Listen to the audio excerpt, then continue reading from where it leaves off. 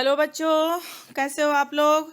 बच्चों, हम लोग जो ये एक फूल की चाह का रिवीजन कर रहे थे चैप्टर 3 का, उसका ये वीडियो का सेकेंड पार्ट है।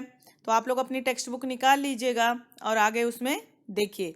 मेरे दीप फूल लेकर वे अम्बा को अर्पित करके दिया पुजारी ने प्रसाद, जब आगे को अंजलि भर के भूल गया उसका लेना झट परम लाभ सा पाकर मैं, सोचा बेटी को माँ के ये पुण्य पुष्प दूं जाकर मैं। इसमें बेटा जब उसका पिता जाता है देवी माँ के चरणों में चढ़ाया हुआ फूल लेने के लिए, तो जैसे वो आगे चला जाता है तो जो वहाँ का पुजारी है उसको वो फूल प्रसाद देता है।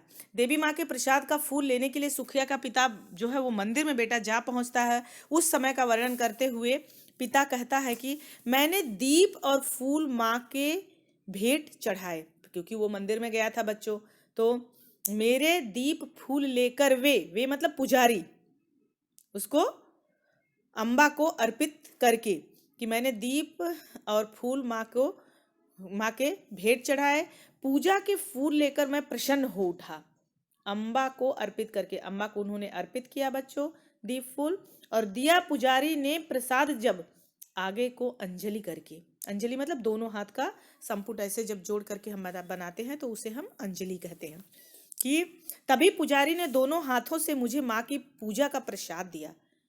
तभी पुजारी जो है बेटा वो माँ की पूजा, क्योंकि आगे था, ये प्रसाद भर करके दिया। अंजलि भर भूल गया उसका लेना झट परम लाभ सा पाकर मैं, परंतु मैं फूल पाने की प्रसन्नता में और उस प्रसाद को लेना भूल गया।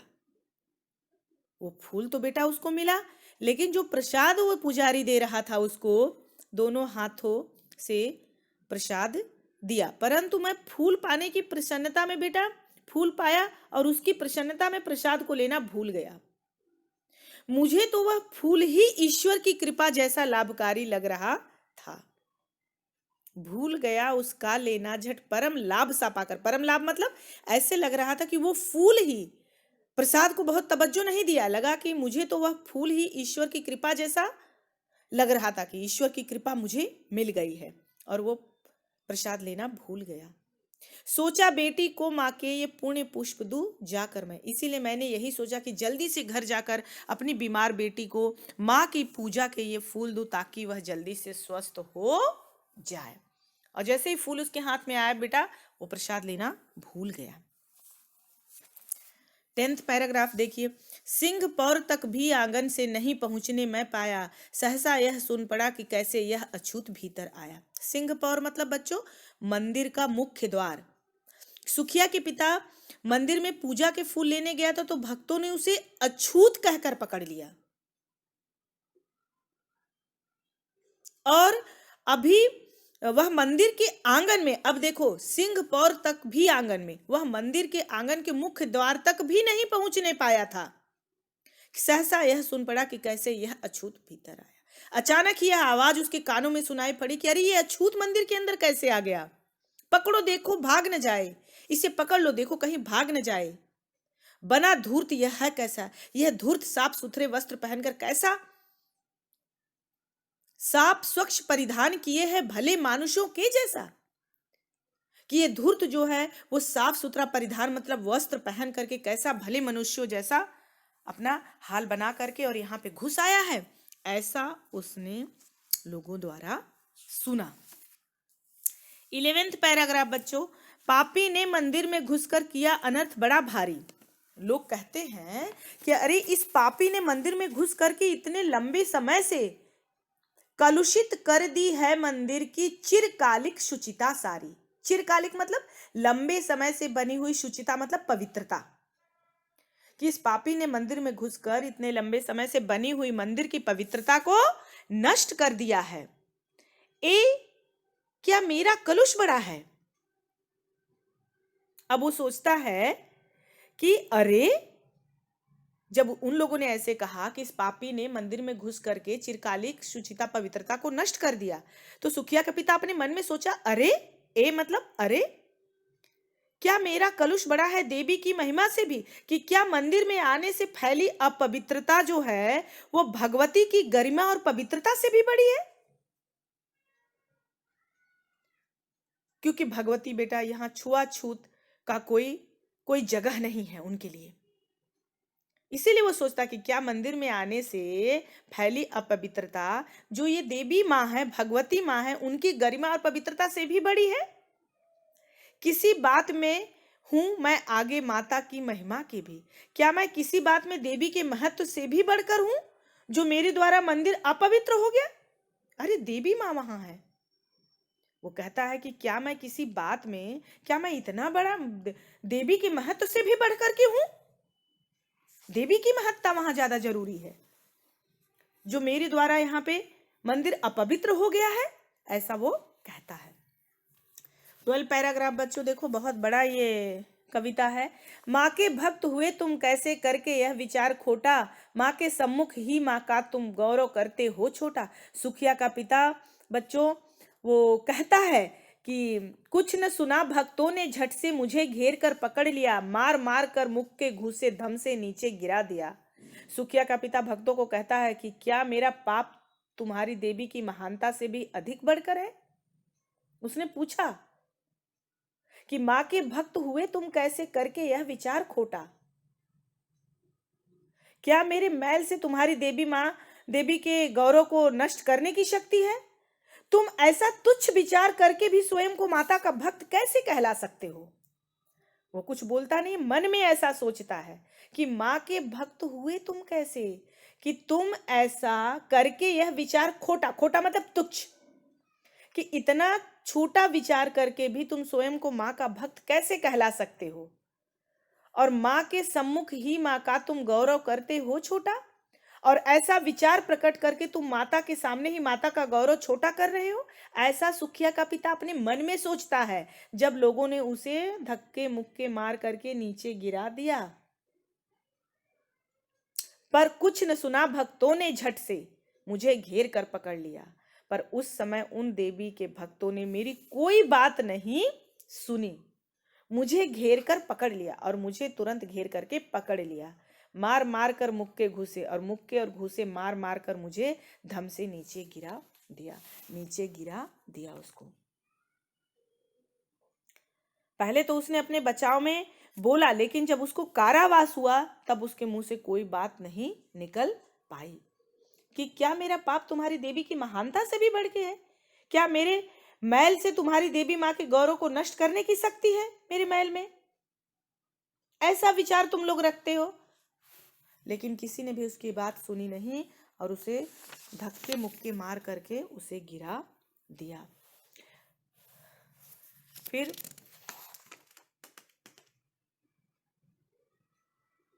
मेरे हाथों से प्रसाद भी बिखर गया हा सबका सब, हाय अभागी बेटी तुझ तक कैसे पहुंच सके यह अब। न्यायालय ले गए मुझे वे 7 दिवस का दंड विधान, मुझको हुआ था मुझ में देवी का महान अपमान।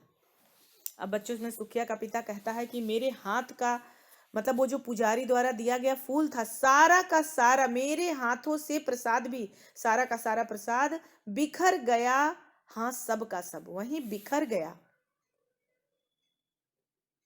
मैं अपने वो सुखिया का पिता अपने हाहाकार दुखी मन से सोचने लगा कि हाय हाय अभागी बेटी तुझ तक, हाय मेरी अभागी बेटी, अब ऐसी स्थिति में देवी का यह प्रसाद कैसे पहुंच सके यह अब। तू इतनी अभागी है कि अब ऐसी स्थिति में देवी का यह प्रसाद तेरे पास तक कैसे पहुंचा पाऊंगा, क्योंकि वे तो सब बिखर कर उन देवी के भक्तों द्वारा कुचल दिया गया उसका प्रसाद। न्यायालय ले गए मुझे वे 7 दिवस का दंड विधान, और पिता का हृदय इतना दुखी हुआ और पश्चाताप करने लगा कि और उसको बेटा इतना पश्चाताप कर रहा है कि अरे मैं अपनी बेटी को ये प्रसाद भी जिसके लिए मैं आया था और उसको मैं नहीं दे पा रहा हूं। और उसको 7 दिन का बच्चों वे लोग उसे न्यायालय ले गए और 7 दिन की कारावास, उसको 7 दिन की सजा हुई। क्योंकि उसको सजा क्यों हुई बच्चों? क्योंकि सुखिया के पिता द्वारा देवी का अपमान किया गया था। न्यायालय ले गए मुझे वे 7 दिवस का दंड विधान, और उसको दंड के रूप में 7 दिवस का दंड मिला, उसे न्यायालय ले गए। मुझको हुआ हुआ था मुझसे देवी का महान अपमान, क्योंकि उसके द्वारा बच्चों देवी का अपमान हो गया था। अपनी बेटी के लिए पूछता है कि हाय अभागी बेटी, तुझ तक कैसे पहुंच सके, अब ये प्रसाद अब कैसे तुझ तक पहुंच सकता है। बच्चों 14 पैराग्राफ देखो। इसमें मैंने स्वीकृत किया दंड व शीश झुकाकर चुप ही रह, उस असीम अभियोग दोष का क्या उत्तर देता क्या कह, 7 रोज ही रहा जेल में या कि वहां सदियां बीती, अविश्रांत वर्षा करके भी आंखें तनिक नहीं रीती। सुखिया के पिता ने सिर झुकाकर बेटा उस दंड का को स्वीकार कर लिया। मैंने स्वीकृत दिया दंड व शीश झुकाकर चुप रह करके सिर को झुकाकर उसने अपने दंड को स्वीकार किया। उस असीम अभियोग दोष का क्या उत्तर देता क्या कह, और उस पर जो आरोप लगाया गया था वह उसका क्या उत्तर देता, क्या कहकर उत्तर देता, क्या वह अपनी रक्षा में क्या कहता। 7 रोज ही रहा जेल में या कि वहां सदियां बीती, उसे कुछ न सूझा। वह 7 दिनों तक जेल में रहा बच्चों उसके लिए ये 7 दिन सैकड़ों वर्षों के समान भारी थे। ऐसे लग रहा था सदियां बीत गई हैं। अविश्रांत वर्षा करे, अविश्रांत मतलब बेटा बिना रुके आंसू, लगातार उसकी आंखों से आंसू निकल रहे थे। अविश्रांत वर्षा करके भी आंखें तनिक नहीं रीती, कि उसकी आंखों से निरंतर आंसू बहते रहे, उसकी वेदना रीति मतलब जरा भी कम हुई नहीं। बच्चों दंड भोग कर जब मैं छूटा पैर न उठते थे घर को, पीछे ठेल रहा था कोई भय जर्जर तन पंजर को, पहले किसी लेने मुझको नहीं दौड़ कर आई वह, उलझी हुई खेल में ही हाँ अब की दीन दिखाई वह। सुखिया का पिता बेटा अपने आप बीती, उसके ऊपर जो बीती सुनाते हुए कहता है कि जब मैं दंड भोग करके 7 दिनों का कारावास काट करके छूटा तो कदम घर की ओर नहीं उठ रहे थे। दंड भोग कर जब मैं छूटा पैर न उठते थे घर को, उसके पैर घर की तरफ आने के लिए नहीं उठते थे। पीछे ठेल रहा था कोई भय जर्जर तन पंजर को, और मन में एक अज्ञात आशंका ने घर कर लिया था कि पता नहीं अब बेटी जीवित होगी कि नहीं। भय जर्जर मतलब भय से पीड़ित, ठेलना मतलब ढकेलना। इसीलिए ऐसा लगता था जैसे, क्यों बेटा ऐसा हो रहा था, उसको लग रहा था कि पता नहीं बेटी जिंदा होगी भी कि नहीं। ऐसा लगता था जैसे कोई मेरे भय से जर्जर अस्थि पंजर को पीछे की ओर ढकेल रहा है। भय जर्जर तनु पंजर को पीछे ठेल रहा था कोई। ऐसे भय से जर्जर अस्थि पंजर मतलब उसकी जो हड्डियां जो शरीर की थी, ऐसे लग रहा था कोई पीछे उसको ढकेल रहा था। पहले किसी लेने मुझको नहीं दौड़कर आई है, मेरे पांव घर की ओर नहीं पड़ रहे थे। पहले मेरी बेटी मुझे देखते ही मुझे लिवाने के लिए दौड़ी चली आती थी। वो ऐसा सोचते, जब वो आता था कहीं से तो उसकी बेटी दौड़कर उसके पास पापा पापा कह के लेने आती थी, लेकिन अब की नहीं आई। किंतु आज ऐसा नहीं हुआ, उलझी हुई खेल में ही हाँ अब की दीन दिखाई वह। और आज ऐसा नहीं हुआ, लगता था जैसे वह किसी खेल में उलझी हुई हो। इसीलिए इस बार वह मेरे पास दौड़ी नहीं, अपने मन को बहका रहा है कि लगता है किसी खेल में बिजी होगी, इसीलिए वो मुझे आज लेने के लिए नहीं आई। बेटा लास्ट पैराग्राफ। उसे देखने मरघट को ही गया दौड़ता हुआ वहां, मेरे परिचित बंधु प्रथम ही फूंक चुके थे उसे जहां, बुझी पड़ी थी चिता वहां पर छाती धधक उठी मेरी, हाय फूल सी कोमल बच्ची हुई राख की थी ढेरी। बेटा सुखिया के पिता को मंदिर में प्रवेश करने के अपराध में जो 7 दिनों का कारावास और जेल हुआ, इसी बीच उसकी बेटी को मृत्यु प्राप्त हुआ, उसकी बेटी चल बसी। अतः जेल से छूटने के बाद वह अपनी बेटी को देखने के लिए कहां पहुंचता है बेटा, उसे देखने ही मरघट को गया दौड़ता हुआ वहां। मरघट मतलब शमशान घाट, वो दौड़ता हुआ जाता है। मेरे परिचित बंधु प्रथम ही, और मेरे दौड़ता हुआ वहां पहुंचा बेटा ताकि वो अंतिम बार उसे देख सके। लेकिन इसके सारे जो राह रिश्तेदार थे, मेरे परिचित बंधु, इसके भाई बंध जो थे, उसको वहां पे फूंक चुके थे उसे जहां, बुझी पड़ी थी चिता वहां पर, और उसके बेटा उसकी चिता बुझ चुकी थी, ठंडी हो चुकी थी।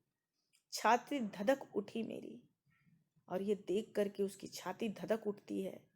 वो कहता है हाय उसकी फूल जैसी कोमल बच्ची आज राख की ढेरी बन चुकी है, हाय फूल सी कोमल बच्ची हुई राख की थी ढेरी। फूल जैसी कोमल बच्ची राख की ढेरी बन चुकी थी। उसे देखकर सुखिया के पिता की छाती कांप उठती है और वो कहता है, अंतिम बार गोद में बेटी तुझको ले न सका मैं, हाँ एक फूल माँ का प्रसाद भी तुझको दे न सका मैं। वो अपने आप को धिक्कारता है कि अरे, सुखिया का पिता अपनी पीड़ा व्यक्त करते हुए अपनी मृत बालिका से संबोधित करते हुए कहता है कि हे मेरी प्रिय बेटी सुखिया, मैं तुझे अंतिम बार अपनी गोद में न ले सका। तुमने अंतिम समय में देवी माँ के मंदिर के प्रसाद का एक फूल ही तो मुझसे मांगा था, और मैं अभागा एक नन्हा सा फूल भी, एक फूल माँ का प्रसाद भी तुझको दे न सका मैं अभागा एक नन्हा सा फूल भी तुझे लाकर के अपनी बेटी की अंतिम इच्छा भी मैं पूरी नहीं कर सका। मैं सचमुच कितना अभागा पिता हूं। अछूत होने के कारण मैं सचमुच एक अभागा इंसान हूं। उसकी बेटी को फूल तो मिल ही जाता बेटा, लेकिन ये अछूत जो है, ये जो आज समाज में छुआछूत अछूत ये सारी चीजें ये जो व्याप्त हैं, इसके कारण लोग आगे नहीं बढ़ पा रहे हैं। बच्चों, ये चैप्टर आपका पूरा हुआ यहाँ तक। आशा करती हूँ कि बच्चों आप लोगों को ये समझ में आ गया होगा जरूर से, क्योंकि ये पूरी कविता ही बच्चों छुआछूत के ऊपर है। अगर कोई आपसे पूछता है कि इस कविता से आपको क्या समझ में क्या शिक्षा मिलती है, तो आप क्या कहोगे कि हमें इस कविता से हमें ये शिक्षा मिलती है कि सभी प्राणियों को हमें एक समान मानना चाहिए। जन्म को आधार मानकर किसी को अछूत कहना सबसे बड़ा अपराध है। किसी को निम्न जाति का मानकर मंदिर में प्रवेश न करने देना, मारपीट करना, ये सरासर गलत है। मानव मानव में भेद नहीं करना चाहिए। यदि हम ऐसा करते हैं तो यह संपूर्ण मानवता का अपमान है।